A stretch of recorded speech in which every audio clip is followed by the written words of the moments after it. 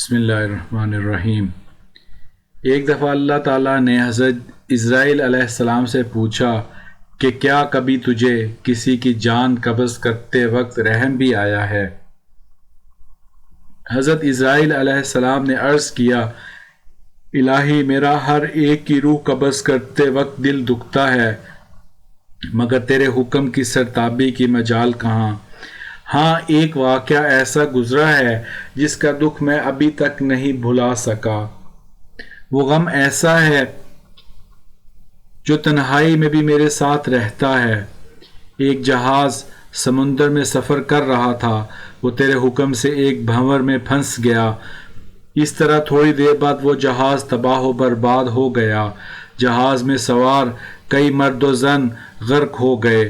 جو مسافر بچے ان میں ایک ماں تھی اور دوسرا اس کا نوزائیدہ بچہ، جو تباہ شدہ جہاز کے ایک تختے پر سمندر کی لہروں میں تیرے رحم و کرم پر بہے جا رہے تھے۔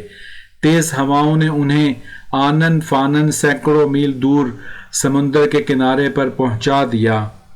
میں ماں اور بیٹے کے بچ جانے سے بہت خوش ہوا، اسی لیے ہمیں تیرا حکم ہوا، ماں کی روح قبض کر لو۔ میں نے مولا کریم تیرے حکم کی تعمیل کی۔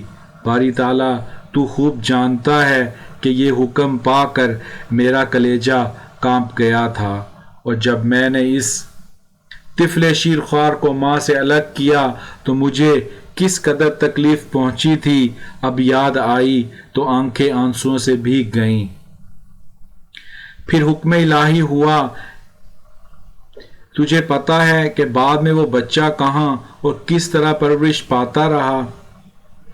اسرائیل علیہ السلام نے عرض کیا، رب کریم تو عالم الغیب ہے، ظاہر اور باطن سب تجھ پر عیاں ہے۔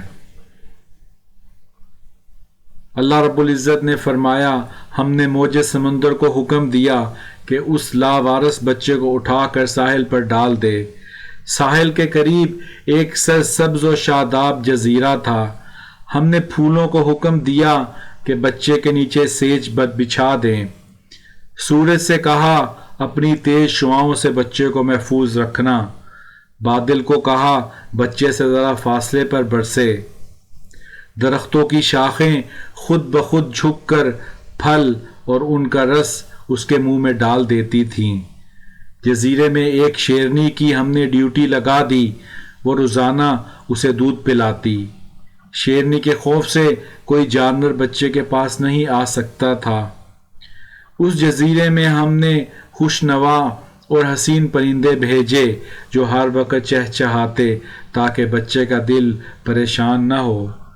ہوا کو حکم دیا، اس پر آہستہ آہستہ گزرے تاکہ اس کو کوئی تکلیف نہ ہو۔ اے اسرائیل، وہ تنہا اور بظاہر بے یار و مددگار بچہ پرورش پا کر خوب صحت مند اور بہادر ہو گیا۔ ہم نے اس کے پاؤں میں کبھی کانٹا بھی نہ چبھنے دیا۔ دنیا جہان کی نعمتیں اسے عطا کیں۔ اب اے ملک الموت، تو جانتا ہے وہ بچہ کہاں اور کیا کر رہا ہے؟ ایک بادشاہ شکار کھیلتے ہوئے ادھر آ نکلا۔ وہ خوبصورت صحت مند بچے کو دیکھ کر بہت خوش ہوا، اسے اٹھا کر اپنے محل میں لے گیا۔ ان کے ہاں کوئی اولاد نہ تھی، انہوں نے اسے اپنا بیٹا بنا لیا۔ بادشاہ کے مرنے کے بعد وہ اکیلا تاج اور تخت کا مالک بن گیا۔ غرور اور تکبر سے ہمارے بندوں پر ظلم کرنے لگا، ایسا سرکش نکلا کہ خود خدا بن بیٹھا۔ اپنے بت بنوا کر انہیں سجدے کروانے لگا۔ خاک کا فانی پتلا ہمارا شریک بن بیٹھا۔ آخر ہم نے اس کی بہتری کے لیے اپنے خلیل ابراہیم علیہ السلام کو اس کے پاس بھیجا، اس ظالم نے ہمارے پیارے کو بھی آگ میں پھینک دیا۔ حضرت اسرائیل علیہ السلام نے عرض کیا، اے مخلوقات کے خالق، تیرے بھید تو ہی جانے، میں اس سرکش بچے کی حالت سے بے خبر ہونے کی وجہ سے دل میں خیال اور ملال لاتا رہا۔ اے اسرائیل، اس بچے نے میرا کیا شکر ادا کیا دوسروں کے لیے تو ماں باپ کی پرورش حجاب بن جاتی ہے، مگر اس نالائق نے تو بلا واسطہ اپنی جیب میں بہت سے موتی ہم سے پائے تھے۔ وہ بچہ نمرود بن کر اس وقت ایک بڑے ملک کا بادشاہ ہے، اور اسی نے میرے خلیل حضرت ابراہیم علیہ السلام کو آگ کے الاؤ میں جھونکا ہے۔ اب خدائی کا دعویٰ کر کے میرے لوگوں کو میری راہ سے ہٹاتا ہے اور حکم نہ ماننے والوں کو سخت سزا دیتا ہے۔ اے خدا کے بندے، تو اپنی اصلاح کر لے، زنجیر کتے کی گردن سے مت بحال کر، یعنی نفس کو قید و بند میں رکھ۔ نفس یقیناً ایک خونی درندے کی مانند ہے، اگر یہ احسان فراموش ہو جائے تو مثل نمرود بن جاتا ہے۔